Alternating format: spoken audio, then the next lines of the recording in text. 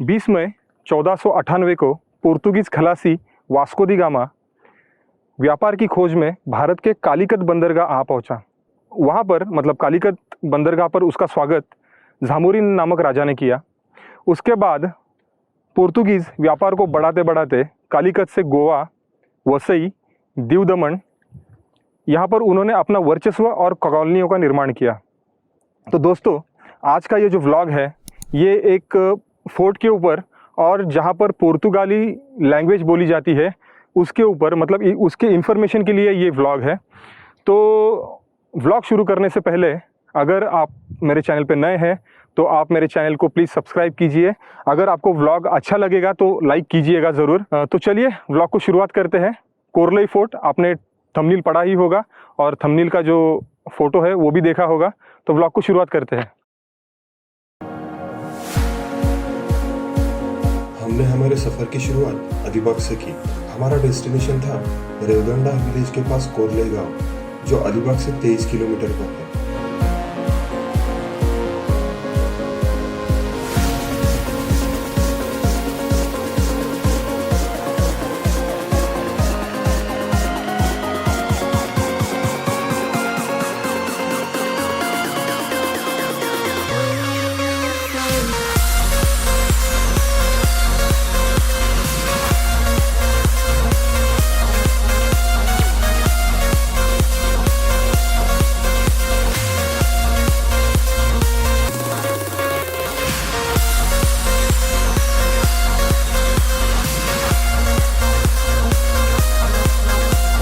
धूप काफी थी और कोरलई गांव में गन्ने का रस पीने से मैं और सूरज अपने आप को रोक नहीं पाए। कोरलई गांव से किले की ओर जाते हुए आपको मछली सुखाने की जगह हर तरफ दिखेगी, जिसे मराठी में खड़ा बोलते हैं। कोरलई गांव से किले तक का रास्ता काफी अच्छा और नया बनाया गया है, पर रास्ता छोटा होने के कारण आपको बहुत ही केयरफुली उस रास्ते से आगे बढ़ना होगा। अगर आपका ध्यान थोड़ा भी इधर उधर हुआ तो आप सीधा नीचे समुद्र में गिर सकते हैं। किला जिस पहाड़ी पर स्थित है उस पहाड़ी की तलहटी पर आपको पार्किंग की अच्छी सुविधा मिलेगी।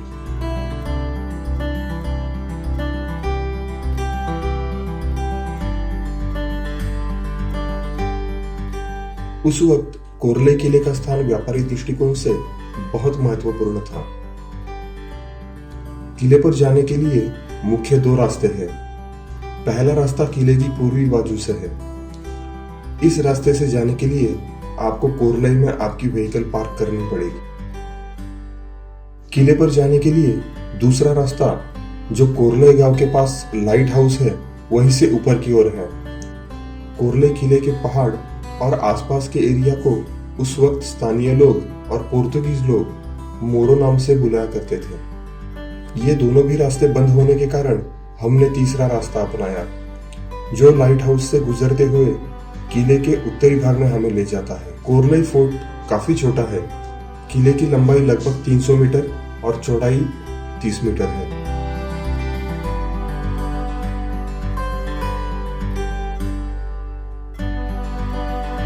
हमने जो रास्ता चुना था उससे हमें किले पर जाने के लिए काफी परेशानी का सामना करना पड़ा।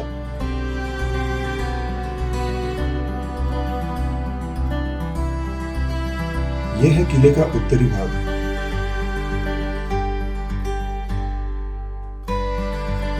अभी आप जो मेरे पीछे देख रहे हैं उसको क्रूसाची बातेरी या फिर सांता क्रूज कहते हैं। यहाँ पर सैनिकों के रहने के लिए रूम्स या फिर एमिनिशन रूम बनाए गए थे। यहाँ पर और 3 तोफ़े हैं 3 दिशा में, वो भी मैं आपको दिखाता हूँ। ये पहली तोप, ये दूसरी तोप और ये यहाँ पर तीसरी तोप है। और मैंने देखी नहीं थी, और एक तोप है चौथी दिशा में, ये एक तोप है यहाँ पर।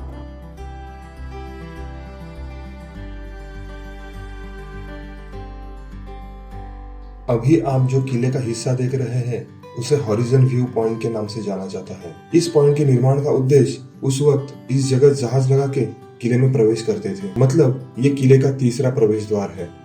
ये यहाँ पर सैनिकों के रहने के लिए जगह और बारूद रखने के लिए जगह थी। छोटे छोटे पेड़ काफ़ी बड़े हुए हैं, नहीं तो हम लोग अंदर भी गए होते। और सनसेट से पहले हम लोगों को ऊपर भी जाना है। किले के इस हिस्से में काफी कम लोग विजिट करते हैं।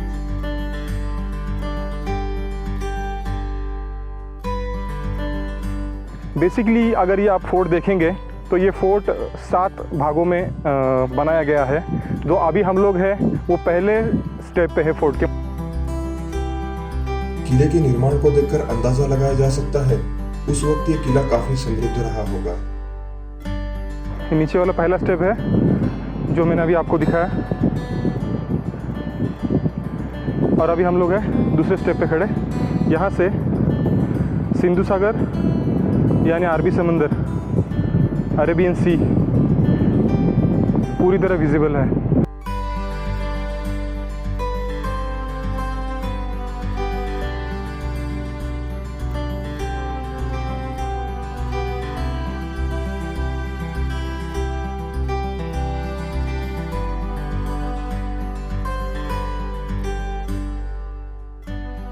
यहाँ एक तोफ है। यहाँ पर शायद पहले 3 तोफें हुआ करती थी, क्योंकि तोफ रखने के लिए 3 दरवाजे हैं यहाँ पर, खिड़कियाँ बोल सकते हैं आप।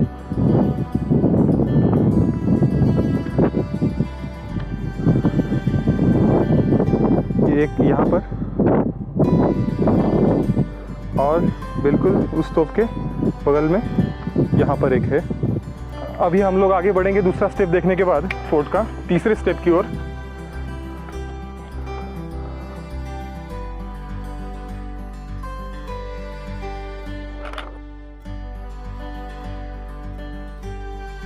अभी हम लोग हैं फोर्ट के तीसरे स्टेप यानी तीसरे दरवाजे के पास। ऐसे छोटे छोटे दरवाजे बनाए गए हैं फोर्ट में, क्योंकि अगर कोई आक्रांता अटैक करेंगे किले पर तो हर थोड़ी थोड़ी दूरी के बाद उन्हें रुकाया जा सकता है। तो 2 स्टेप हम लोगों ने देखे, ये तीसरे स्टेप का दरवाज़ा है यहाँ पर। द कौतु इस पोर्तुगीज इतिहासकार ने कोर्ले फोर्ट का वर्णन कुछ इस प्रकार किया है। यह किला बहुत ही शानदार बनाया है और इस किले पर केवल जमीन से ही हमला किया जा सकता है। समुद्र और क्रीक के बीच खाई खोदी गई है और इसके ऊपर के पुल से ही इस किले में प्रवेश किया जा सकता है। अगर ये पुल गिराया जाए तो यह किला कोई नहीं जीत सकता। किले के प्रवेश द्वार पर एक बड़ा शेर है और उसके नीचे लिखा गया है, बिना लड़े किले में प्रवेश नहीं है। किले के बीचों बीच एक चील का शिल्प है और वहां लिखा गया है, यहाँ पहुंचने से पहले आपको स्वर्ग का रास्ता अपनाना होगा। ये गेट जो अभी आप देख रहे हैं, ये रास्ता लाइट हाउस से गुजरते हुए यहाँ तक आता है, यानी ये किले का पश्चिमी दरवाजा है। अभी आप जो सामने का हिस्सा देख रहे हैं वो हिस्सा है फोर्ट का तीसरे स्टेप और चौथे स्टेप के बीच में जो बनाया गया।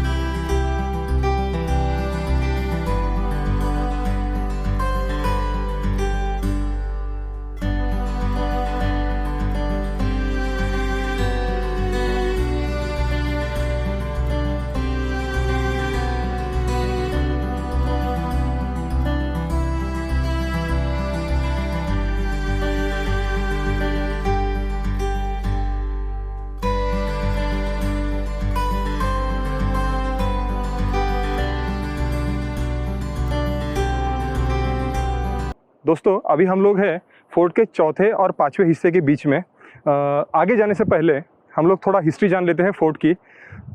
ये जो अभी हम लोग हैं इस फोर्ट पे, ये फोर्ट महाराष्ट्र के रायगढ़ ज़िले के अलीबाग तहसील में एक छोटा गांव है रेवदंडा, उसी के बाजू में कोरलई छोटा सा विलेज है, वहीं पर स्थित है ये फोर्ट। यहाँ पर पुर्तगाली भाषा बोली जाती है, इसलिए ये गांव काफ़ी अनोखा है। तो थोड़ा सा हिस्ट्री देखते हैं।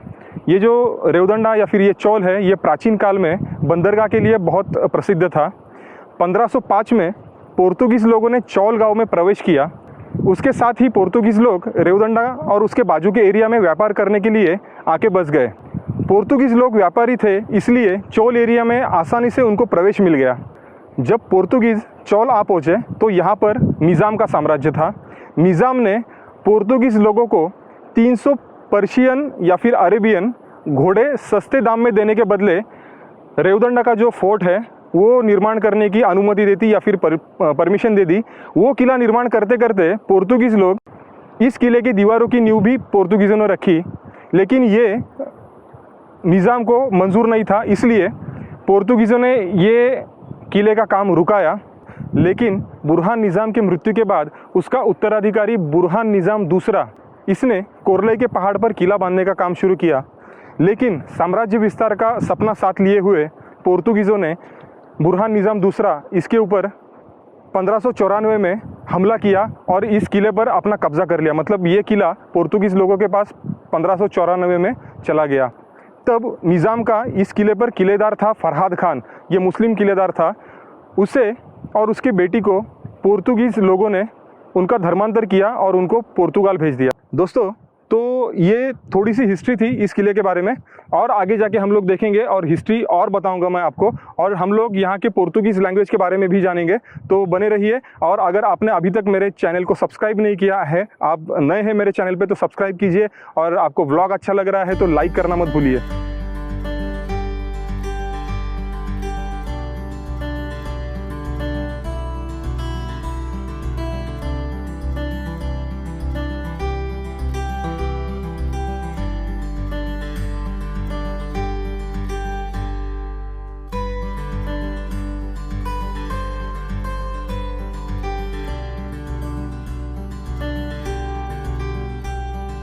अभी हम लोग हैं फोर्ट के 5वें हिस्से पर।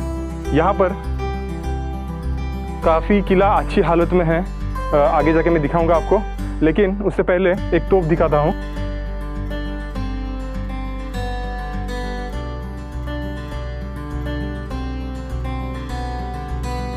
दोस्तों, हम हैं अभी किले के 5वें हिस्से में, और अभी हम लोग जानते हैं कि ये किला मराठों के पास कैसे आया। 1740 में महाराष्ट्र का एरिया है साष्टी के पास का कुंकुवली और ओलाव ने ये एरिया मराठों ने जीतने के बाद मराठाओं में और पोर्तुगीज़ों में शांति वार्ता के मुताबिक पोर्तुगीज़ों को चौल एरिया छोड़ना पड़ा। अमेरिका के इंडियाना यूनिवर्सिटी के प्राध्यापक जैक लॉक्सी, इन्होंने लिखी नौ लिंग सु इस्तर, मतलब कहानी अपनी भाषा में, ये उन्होंने बुक लिखी थी। तो उस बुक में उन्होंने लिखा था कि मराठों ने ये एरिया जीतने के बाद पोर्तुगीज़ लोगों को जो रेवदंडा और चोल एरिया है वो एरिया छोड़ना पड़ा, और वो लोग पोर्तुगीज़ लोग कोरलई जो गांव है वहाँ पर आके बसे।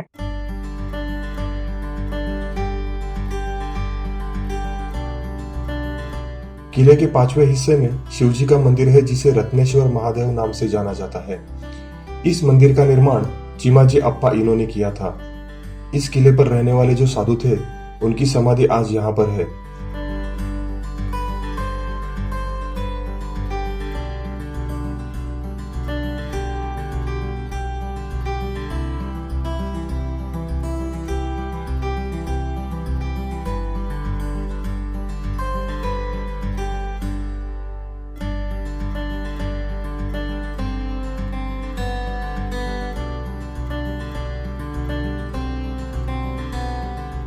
मंदिर के बाजू में पुरानी इमारत में जल स्रोत यानी पीने के पानी के टाके बनाए गए हैं। पानी के टाके काफी गहरे हैं।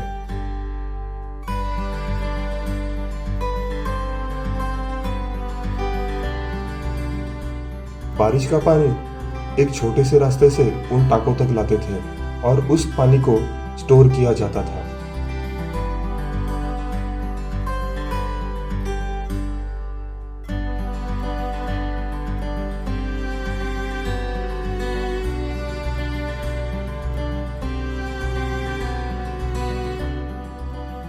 अभी हम हैं 5वें और 6ठे हिस्से के बीच में जो दरवाज़ा है वहाँ पर, यहाँ पर 4 तोहफे हैं, काफ़ी बड़ी बड़ी, चारों दिशा में रखी गई है।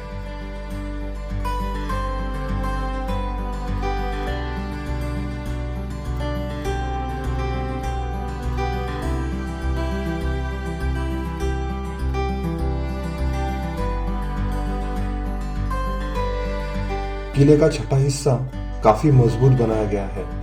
यहाँ दरवाजे पर पोर्तुगीज लोगों का राजचिन्ह और शिलालेख हैं। वही बाजू में दीवार पर स्पेड्रो लिखा गया है।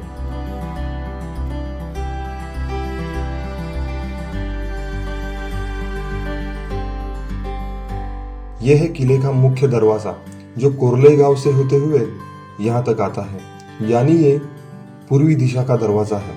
इस दरवाजे पर पहले शेर का शिल्प बना गया था और उसके नीचे लिखा था, बिना लड़े अंदर प्रवेश नहीं।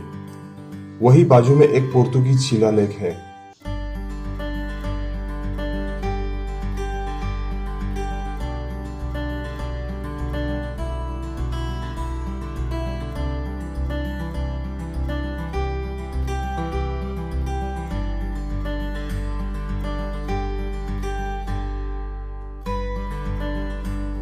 किले पर माद्रिद देउस इनका चर्च है, पर आज यहाँ कोई मूर्ति या फिर क्रॉस देखने को नहीं मिलेगा। पर आज भी चर्च की दीवारें काफी मजबूत और अच्छी हालत में हैं।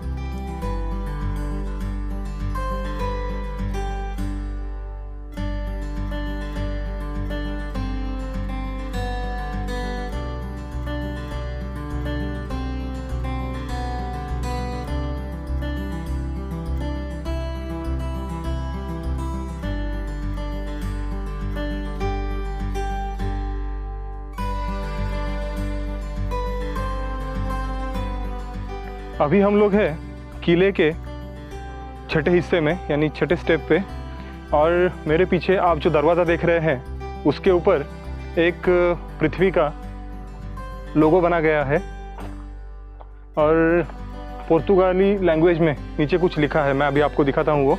इस शिलालेख पर लिखा गया है, यहाँ पहुँचने से पहले आपको स्वर्ग का रास्ता अपनाना होगा। अभी हम लोग जा रहे हैं किले के 7वें स्टेप की ओर। ये जो पृथ्वी का लोगो बनाया है, उसी दरवाजे से अंदर जाने के बाद छोटा सा एक रास्ता है, वो हम लोगों को ले जाता है 7वें स्टेप की ओर। और ये जो एरिया है, ये फोर्ट का आखिरी हिस्सा है।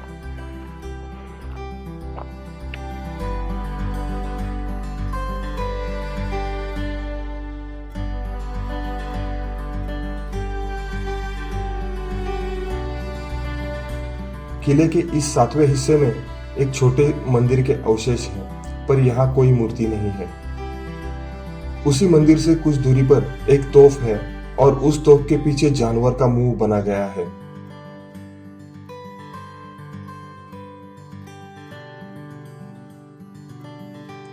यहाँ से आपको कोरले गांव का एरियल व्यू देखने मिलेगा।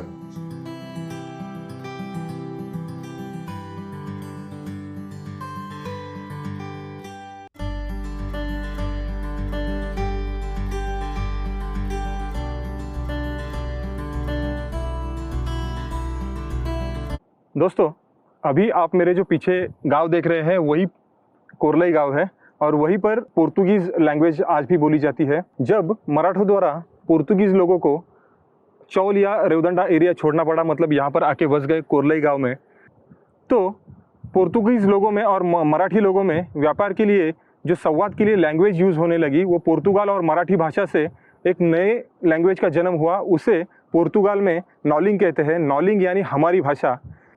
लगभग 150 साल से भी ज़्यादा यहाँ पर पुर्तगीज़ लोगों का वर्चस्व था। इस गांव में आज भी 7 या 8 सरनेम के लोग रहते हैं जो पुर्तगाली है। उन परिवारों में रोजारियो, डिसूजा, मार्टिस, रॉड्रिग्स, वेगास, पेन्ना, ये लोग हैं। इन लोगों में से आज बहुत सारी फैमिलीज़ है वो मुंबई शिफ्ट है, लेकिन यहाँ पर आज भी वो लैंग्वेज बोली जाती है जो क्रेओल लैंग्वेज है, जिसे पुर्तगीज़ में नॉलिंग बोला जाता है। दोस्तों, तो आज के इस कोरले फोर्ट के और नॉलिंग भाषा के बारे में मेरे पास इतनी ही इन्फॉर्मेशन थी। आपको ये आज का व्लॉग है वो कैसे लगा है आप कमेंट बॉक्स में मुझे बता सकते हैं। अगर आपको अच्छा लगा है तो प्लीज़ इस व्लॉग को लाइक कीजिए, और अभी तक आपने मेरे चैनल को सब्सक्राइब नहीं किया है तो सब्सक्राइब कीजिए। जाने से पहले मैं आपको यही बोलना चाहूँगा, अलीबाग से हम लोग यहाँ पर आने के लिए दोपहर में निकले थे। हमारा मेन टारगेट था यहाँ पर सनसेट देखना, तो मैं व्लॉग क्लोज करने से पहले आपको सनसेट ज़रूर दिखाना चाहूँगा। तो मिलते हैं दोस्तों अगले व्लॉग में।